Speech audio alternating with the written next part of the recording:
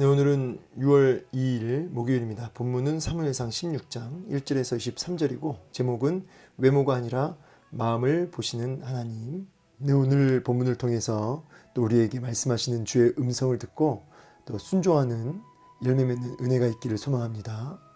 자, 오늘은 사무엘상 16장인데요. 크게 이제 단락을 나누자면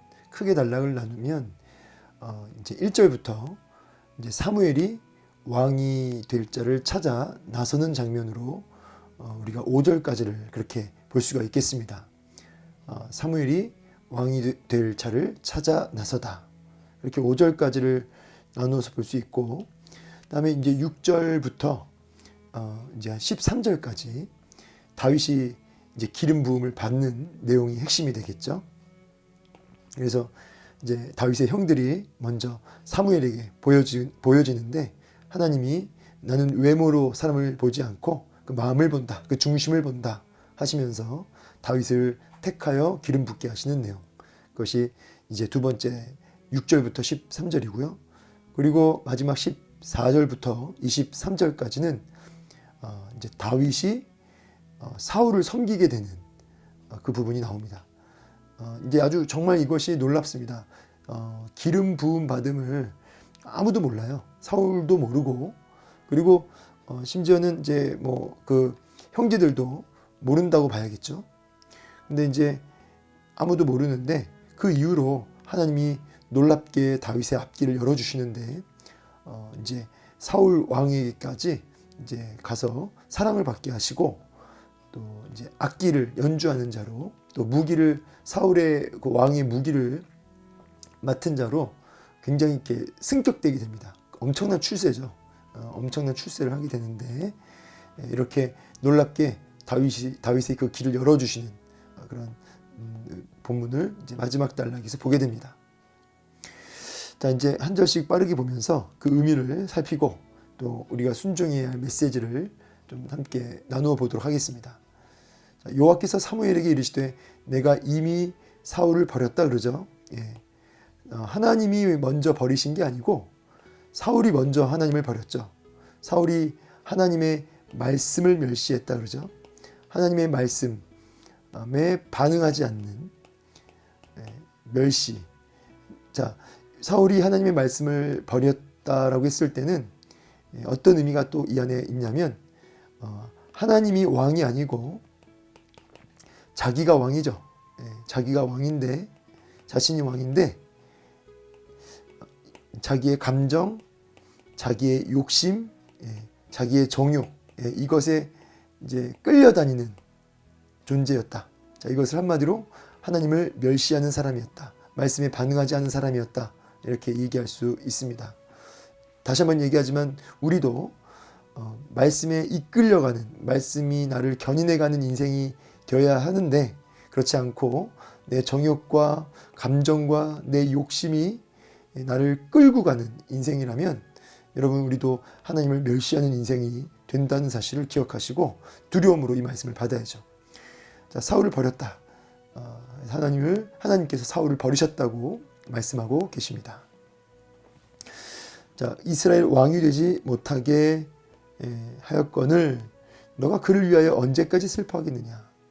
자, 여기서 이 슬픔이라고 하는 것은 이제 단순하게 사울에 대한 어떤 그 인간적인 그 애틋함이나 안타까움 때문에 슬퍼할 수도 있겠지만, 좀 더 크게 보자면 사무엘은 민족 전체, 이스라엘 민족 전체가 이제 이것으로 인해서 사울 왕의 그 폐위로 인해서 혼란이 되지 않을까, 이런 어떤 염려 속에서 슬프지 않았겠는가. 그래서 인간적인 사울에 대한 연민 때문에 슬퍼한 부분도 있겠지만은, 보다 넓게는 이스라엘 백성 전체를 바라보면서 애통하며 슬퍼하는 모습으로 우리가 좀 해석해 볼 수 있겠죠. 자, 너는 뿔에 기름을 채워가지고 양 뿔에다가 기름을 넣어가지고 이제 가라는 거죠. 참고로 기름을 붓게 될 때는 은밀하게 아무도 없는 그렇게 단 둘이 기름을 붓게 됩니다. 기름 부음을 이제 진행하게 되죠. 이제 가라. 내가 너를 베들레헴 사람 이새에게로 보내겠다. 이새는 누구죠? 이새는 우리가 앞에 그 룻기를 봤죠. 예. 룻과 보아스에서 이제 자녀가 나오는데 그 손자가 이새입니다. 그 손자, 보아스의 손자죠. 그러니까 보아스의 룻의 손자가 이새입니다. 자, 베들레헴 사람 이새에게로 보내리니 이는 내가 그의 아들 중에서 한 왕을 보았느니라. 참고로 이 베들레헴이라고 하는 곳에서 이제 나중에 보면은 이제 미가서 5장 2절에 보면 베들레헴에서 이제 메시아가 나올 것을 예언하고 계시죠. 떡집이란 뜻입니다.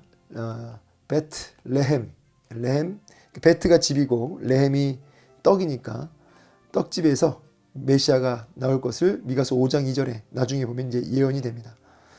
실제로 우리 예수님께서 베들레헴에 태어나시면서 참된 생명의 떡, 하늘에서 내리는 참된 만나, 생명의 떡이 떡집에서 태어나는 거죠. 진정한 왕이 베들레헴에서 나옵니다. 그래서 여기서 말하는 이 한 왕을 보았다. 이제 다윗을 여기서 가리키지만 궁극적으로는 다윗의 후손으로 오실 예수 그리스도를 진짜 떡집에서 나오실 진짜 생명의 떡이신 예수 그리스도를 바라보고 있는 것입니다. 한 왕을 보았느니라. 한 왕을 보았다. 이 보았다라는 것은 택했다 이런 뜻입니다. 한 왕, 다윗을 가리키죠. 자, 하나님이 택하셨다, 부르셨다. 이것을 보았느니라.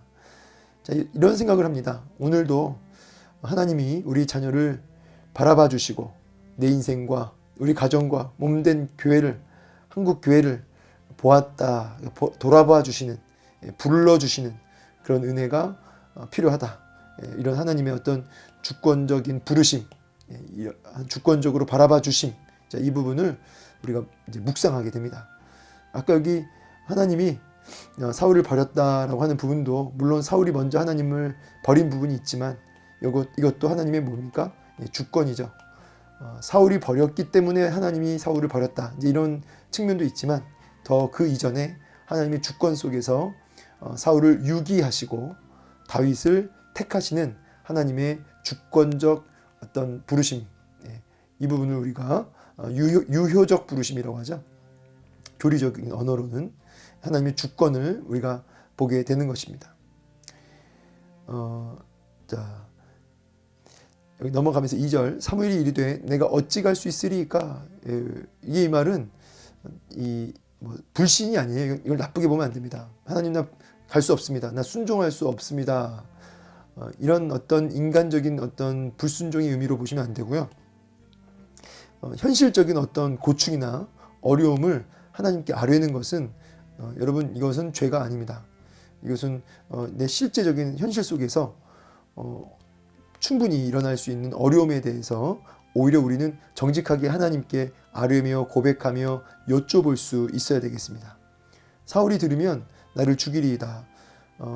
그도 그럴 것이 전에 사무엘이 사울 면전 앞에다 두고 하나님이 마음에 합한 다른 왕을 세울 것입니다 라고 이미 선포한 상황입니다. 그리고 지금 사울의 왕권은 아주 이렇게 최고치에 올라가 있는 상황이죠. 그렇기 때문에 사무엘이 어떤 다른 왕을 택해서 이렇게 기름을 붓게 되면 지금 사무엘을 가만히 안 둘 것이다. 실제로 그 사무엘 옷자락을 찢었잖아요. 못 가게. 이제 그런 어떤 그런 한 장면을 봐도 가만히 안 둘 것이라는 거죠. 그리고 또 이것이 어디로까지 염려가 되냐면 사무엘이 기름 붓는 그 하나님이 택한 그 왕을 사울이 가만히 두겠냐고요. 이새까지도 목숨이 위험할 수 있습니다. 이새와 그 자녀들 다윗까지도 목숨이 위험할 수 있는 거죠. 사울이 알게 되면. 그래서 이것은 어렵습니다라고 얘기한 겁니다. 여호와께서 이르시되 너는 암송아지를 끌고 가서 말하기를 내가 여호와께 제사 드리러 왔다. 하나님이 지혜를 주시죠. 실제로 당시에 사무엘이 이렇게 순회하면서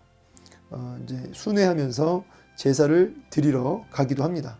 그리고 실제로 그 순회하면서 그 민족의 그 마을에 유지들을 불러서 같이 제사를 드리기도 하고, 이렇게 하는 것이 당시에 뭐 당연한 좀 흔한 일이었고요.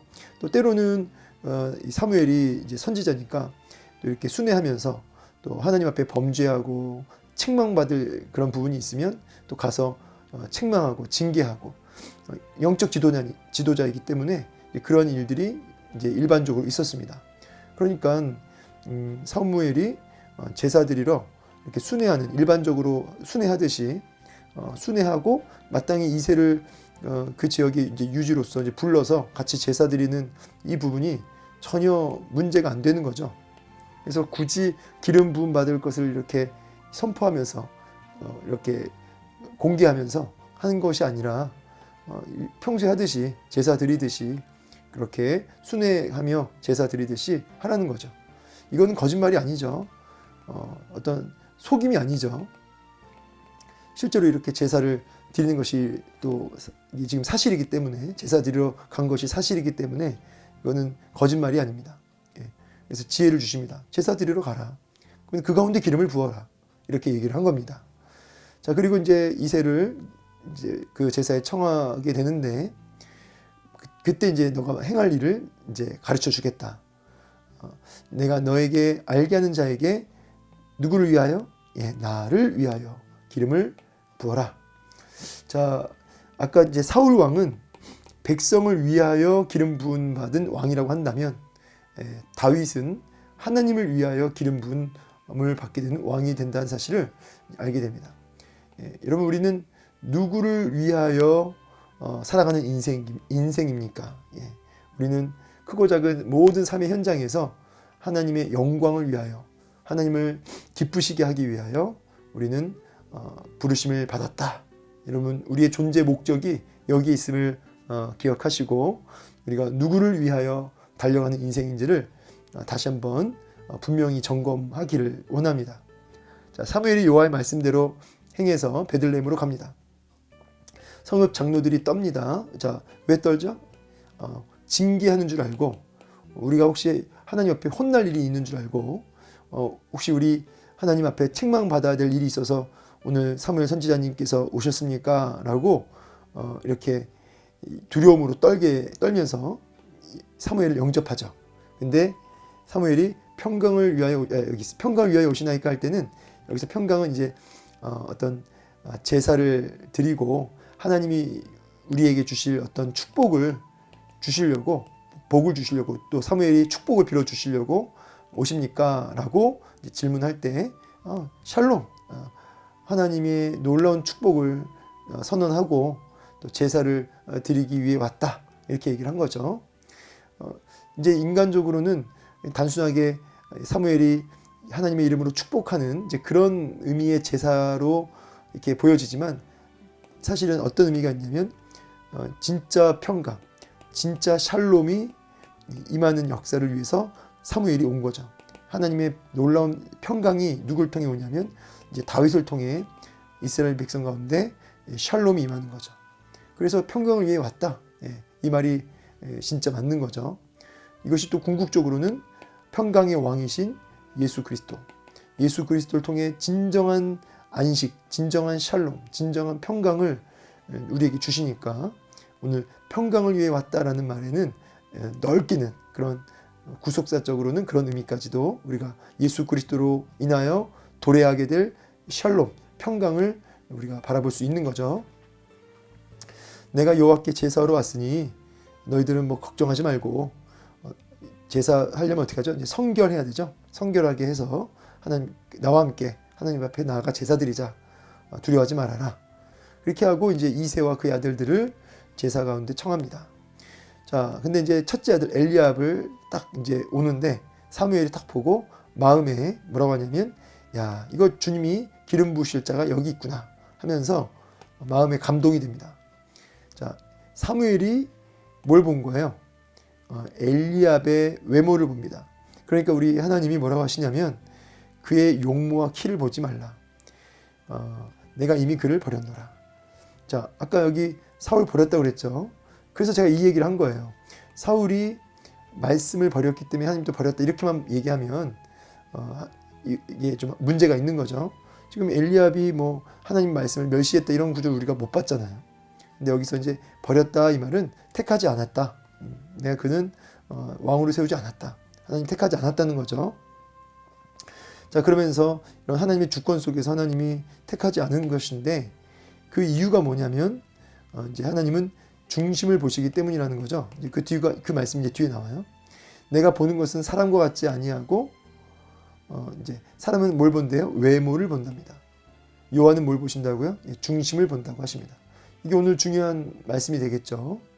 자, 외모를 본다는 것은 여러분 이것이 무엇을 의미하냐면 어떻게 잘생긴 어떤 용모와 키, 어떤 그 빼어나게 보이는 그런 조건들을 의미하는데 이게 이제 전쟁을 잘 치를 수 있는 어떤 능력 있는 모습, 어떤 외적인 모습.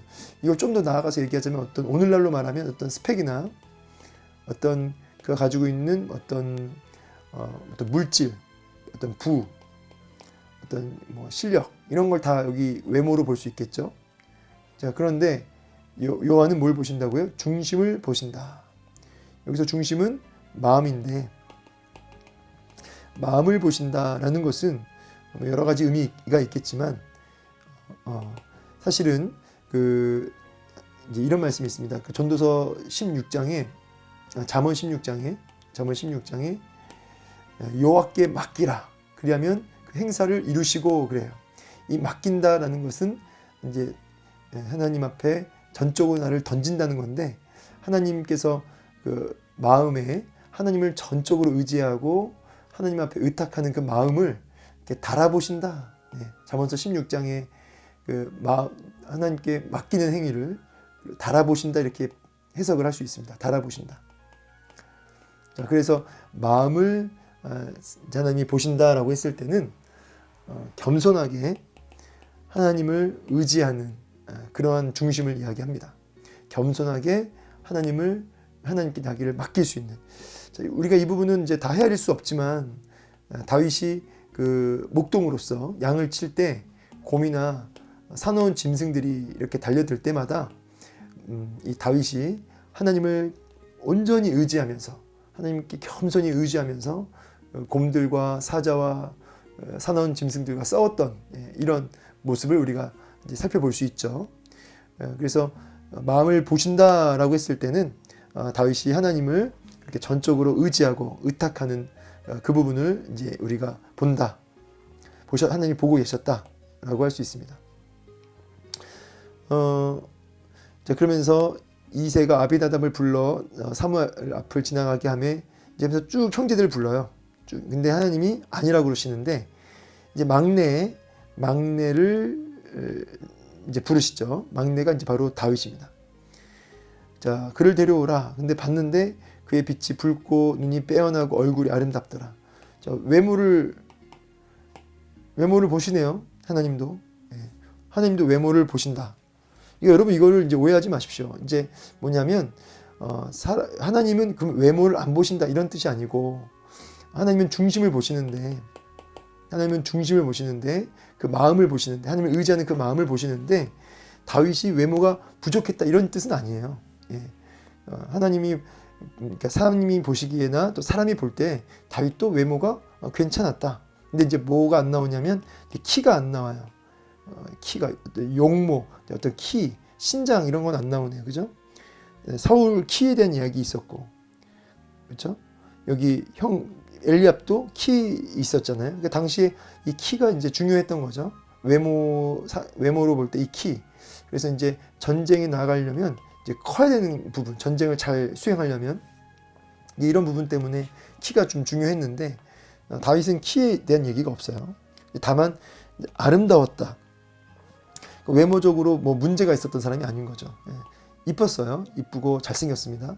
근데 이제 중요한 건 그것이 그 선택 기준 조건은 아니었다는 거죠. 그러니까 외모적으로 눈이 빛나고 눈이 크고 얼굴이 아름다웠기 때문에 하나님이 택하고 부른 그 기준 조건이 아니고 하나님이 부르신 기준 조건은 뭐냐면 외모적 조건 때문이 아니라 그 중심, 그 마음, 겸손히 하나님을 의지하는 그 마음, 그 마음을 조건으로 보셨다는 거죠. 사무엘이 기름불 병을 가져다가 이제 기름을 붓게 됩니다. 성령이 그 가운데 임하게 되죠. 자, 하나님의 영이 사울에게서 떠납니다. 자, 아까 버렸다, 너 떠났다. 참 비참하고 너무 안타깝습니다. 이런 인생이 되면 안 되겠죠. 물론 이제 구약은 성령이 영원 내주하시는 게 아니라 일시적으로 사역을 위해 임했던 거기 때문에 다윗도 범죄하면 얼마든지 성령이 떠나시는 거죠.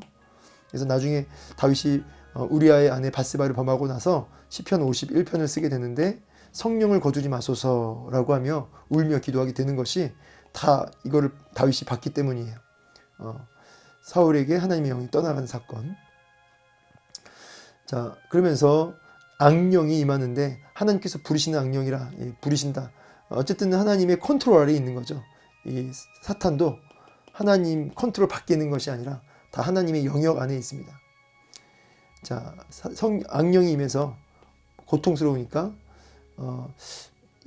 이 신화 중에 한 소년이 누구를 추천하냐면 그러니까 수금 잘 타는 악기죠, 현악기죠. 수금 잘 타는 사람을 좀 이렇게 불러서 음악 치료를 좀 받아보십시오라고 한 겁니다. 음악 치료. 그래서 음악 치료를 받으면 아무래도 이 마음에 이렇게 마음이 심령이 안정을 찾고 안정을 찾으면 그렇게 고통이 좀 가시지 않겠습니까? 라고 하면서 제안을 했는데 이 음악 다윗이 이 수금 잘 타는 것을 안 거죠. 한 소년이. 그러니까 다윗을 아는 소년이에요.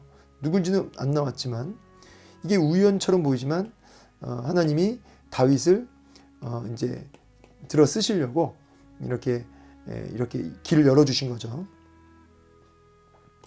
그래서 수금 잘 타고 여기 무용은 이제 잘 싸운다는 거예요. 잘 싸우고 그 준수한 자. 자, 하나님이 여호와께서 그와 함께 계시더이다 하면서 이제 다윗을 그 앞길을 열어줍니다. 그러니까 아마 이미 다윗의 어떤 그러한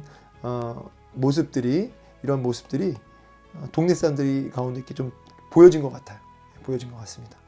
사울이 이제 전령을 보내서 이제 다윗을 스카우트 해갑니다. 스카우트 해가는데 사울이 가까이서 보니까 너무 괜찮은 거죠. 말도 잘하고 뭐 그런 말은 안 나오지만 너무너무 잘하는 거예요. 사울이 봐도 하나님이 함께 하심을 느낄 정도로. 그래서 사울이 그를 크게 사랑했다. 그러니까 그렇게 사랑했던, 그러니까 사울이 다윗을 사랑했습니다. 그냥 사랑한 게 아니라 크게 사랑했죠. 그래서 무기를 드는 자로 삼기까지 해요. 이 무기 드는 사람은 아무나 세우는 게 아니라 그 용사 중에서 그 안에서도 빼어난 용사, 정말 싸움을 어마어마하게 잘하는 사람이 사울의 그 왕의 무기를 드는 자가 되는 거예요. 그러니까 다윗이 골리앗을 뭐 그냥 이렇게 못 죽일 것 같은 게 아니라 다윗이 실제로 실력이 없는 사람이 아니었다는 것도 우리가 알 수 있죠. 물론 이제 하나님을 더 의지하고 나아간 것을 우리가 먼저 보셔야겠지만, 또 사울이 이색에 사람을 보내어 이르되 원하건대 다윗을 내 앞에 모셔 서게 하라. 은총을 얻었느니라. 자, 그래서 이제 보면은 다윗이 이제 수금 타면 이제 사울이 상쾌해지는 모습 보게 됩니다. 악령이 떠나는 역사를 보게 됩니다. 자, 이거는 뭐 이제 당시에 그렇게 악기 음악 치료를 통해서 효과를 좀 본 것 같아요. 근데 근본적으로 마귀 사탄의 영이 완전히 떠나간 게 아니기 때문에 또 계속 이런 일을 반복해야 됩니다. 뭐 음악 치료가 일시적인 효과는 있었던 것 같아요. 그러나 근본적인 해결은 안 되는 거죠. 자, 말씀을 이제 좀 마무리하겠습니다. 이 크게 사랑했다. 이 크게 사랑했다고 하는 이 마음이 불타는 시기심으로 인해서 크게 저주하고 미워하는, 그래서 죽이려 드는 관계로 이렇게 한순간 바뀌게 되죠. 그러니까 여러분, 우리가 이 사랑이라고 하는 감정도 아가페, 온전한 사랑 자체이신 하나님으로부터 날마다 변질되지 않는 하나님의 사랑을 공급받아야 우리가 우리의 사랑도, 우리 사람이 사람끼리도 사랑할 때 변질되지 않으려면 하나님의 사랑을 이제 날마다 공급받아야죠. 안 그러면 우리도 시기하고 순식간에 그 사랑이 불타는 미움으로 바뀔 수 있는 겁니다. 말씀을 이제 정리하면서 하나님은 중심을 보신다. 네. 우리의 마음을 달아보신다. 네. 하나님의 기준 조건, 평가 기준 조건은 외모가 아니라는 거죠. 여러분의 스펙과 실력과 여러분이 가지고 있는 어떤 조건들, 인간적, 세상적 조건들, 그것을 보는 것이 아니라, 평가 기준이 아니라 하나님의 평가 기준은 여러분의 마음이라, 얼마나 하나님을 의지하는지, 얼마나 겸손히 하나님의 뜻을 구하고 살피고, 그리고 하나님 앞에 심정을 이렇게 통하는, 한나처럼 심정을 통하는, 겸손히 하나님을 의지하는, 맡기는 이런 마음, 그 중심을 보신다는 거죠. 오늘 하루도 우리의 마음을 달아보시는 하나님 앞에 우리의 삶을 맡기며 겸손히 주님을 의지하는 그 모습으로 하나님 앞에 정말 긍휼함을 얻고 하나님 영광을 위해서 쓰임받는, 하나님을 위하는 그런 복된 한 날 왕같은 제사장 되시기를 주의 이름으로 축복합니다. 감사합니다.